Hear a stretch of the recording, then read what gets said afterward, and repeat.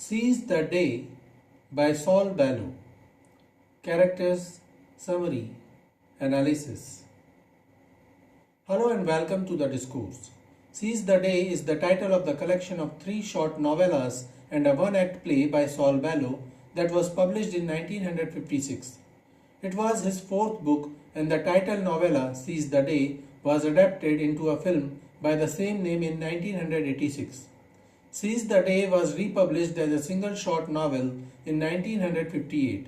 The novel's theme is the well-known American dream based on materialism, science, emotional and spiritual values.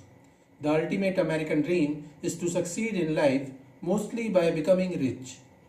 However, the dream is not reachable for everyone, and the novel explores how the pursuit of it can destroy a person. The novel explores failure, suffering, deception, isolation, and the idea of carpe diem, celebrate the present.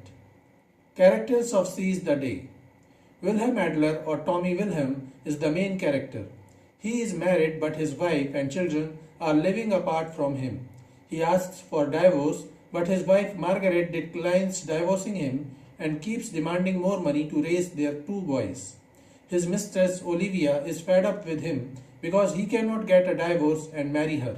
While Wilhelm is a Jew, Olivia is a Catholic and finds it distressing to be sleeping with a married man and encourages Wilhelm to get divorced. Wilhelm is a failed actor, while his father, Dr. Adler, is a successful and famous physician who is now retired. Wilhelm seeks financial help from his father, but Dr. Adler refuses to help him because he disapproves of his ways and scolds him for his failures and slovenliness. Wilhelm Adler has no stable source of income, and to pay Margaret and get a divorce, he continues borrowing money and betting in the stock market. He is knee-deep in financial troubles. Dr. Tamkin is a supposed psychologist who impresses Wilhelm and gains his trust. Wilhelm continues to invest money in the stock market on the advice of Dr. Tamkin, who suggests investing in lard and rye will prove to be profitable. However, Dr. Tamkin proves to be a fraud. Morris Venice is a photographer and talent scout who met Wilhelm when he was a young college-going student. Morris found Wilhelm very handsome and advised him to try acting in Hollywood. But when Morris took a camera screening test for Wilhelm, he found that Wilhelm was not photogenic and advised him to drop the idea of acting. However, Wilhelm was convinced that he would succeed as an actor, but he failed. Catherine is Wilhelm's sister in her 40s. Like Wilhelm, she is also a struggling artist and seeks monetary help from her father. Dr. Adler declines helping Catherine too because he believes she is not good at painting. Summary of Seize the Day. Wilhelm Adler is a middle-aged married man in his 40s who is living in a luxurious residential hotel in Manhattan called the Gloriana. Many other retired people in the Jewish community live in the same hotel. However, Wilhelm Adler isn't retired, nor does he have any stable means of earning. He is the son of a very successful and reputed physician, Dr. Adler, who is now retired and who also lives in the same hotel. Wilhelm had a bright future, but he committed some mistakes in the past that have ruined his present. During his college days, he met Morris Venice, a talent hunter and photographer who encouraged him to try acting in Hollywood. However, after the screening test, Morris warned him that he tests poorly on camera and he must stay away from acting. Wilhelm ignored his advice and dropped out of college to pursue acting in Hollywood. After wasting many years, he ended up in a sales job and got married to Margaret, with whom he has 2 sons. However, he is not happy with Margaret and is having an affair with Olivia, who works with him. Olivia, being a Catholic, insists that he should get a divorce and marry her before they may consummate their relationship. Margaret isn't willing to divorce him and continues to demand more money for the upbringing of her sons. Wilhelm was expecting a raise and promotion as an executive in the firm he works for. But one of the executives of the company promoted his own son-in-law in place of Wilhelm. Wilhelm felt cheated and disrespected, and in anger, he resigned from the firm. Now, he has no source of income while he is spending the limited money he got after his wealthy mother's death. Wilhelm decided to try his luck in the stock market so that he may gain some big amount by the help of which he may get a divorce from Margaret. He has made acquaintance with Dr. Tamkin, a psychiatrist who also lives in the same hotel.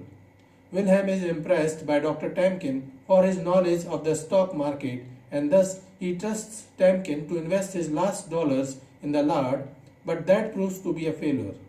He hopes the stock of lard may go high, but for the time being he is worried since he has no more money. Wilhelm asked his father for financial help, but Dr. Adler refused to help him out because he didn't approve his ways. Dr. Adler does not respect Wilhelm, considering him so slovenly and a failure in his work and marriage. Dr. Adler and one of his friends, Mr. Pearls, warn Wilhelm not to trust Tamkin and laugh at Tamkin's dubious credentials as a doctor of psychology and his tall tales of inventions. Dr. Tamkin has taken control of Wilhelm's money and invests it as per his wishes. Dr. Tamkin invested a big amount of Wilhelm's money in lard, which didn't work well for Wilhelm. When Wilhelm goes to meet Dr. Tamkin to discuss his financial troubles and if there are any possibilities of profits in the stock market, Dr. Tamkin tells him that he should not worry too much because it won't help him anyway. He takes Wilhelm to the brokerage office to see how the investments are going. Some prices are down, but others hold steady. Tamkin explains that he recently invested some money in a hedge of rye and this should offset some unexpected losses. Wilhelm wonders why he continues to trust Dr. Tamkin while his investments never turn out profitable. At the brokerage office, Tamkin notices that the price of rye stocks appears to going up. Tamkin feels enthused and takes Wilhelm for lunch. They talk about Margaret and Olivia, and Dr. Tamkin tells Wilhelm stories of his patients. It seems just about everyone has a strange mental issue if Tamkin is to be believed. Wilhelm wonders if anything Tamkin says is true. Growing impatient, Wilhelm insists they leave for the brokerage office. Tamkin assures Wilhelm he cannot lose money as modern technology pulls money out before prices drop too low. Tamkin leaves Wilhelm with the expensive lunch bill before executing himself temporarily. Despite his financial troubles, Wilhelm is forced to pay for the expensive lunch. He goes back to the brokerage office to check the stock market and gets shocked when he sees that the rye price dropped abysmally and now there is nothing left. He realizes that Tamkin has wasted all his money. He tries to seek him so that he may blame him for his losses but fails to find him. Wilhelm is now penniless. He goes back to the hotel and asks his father again for some help.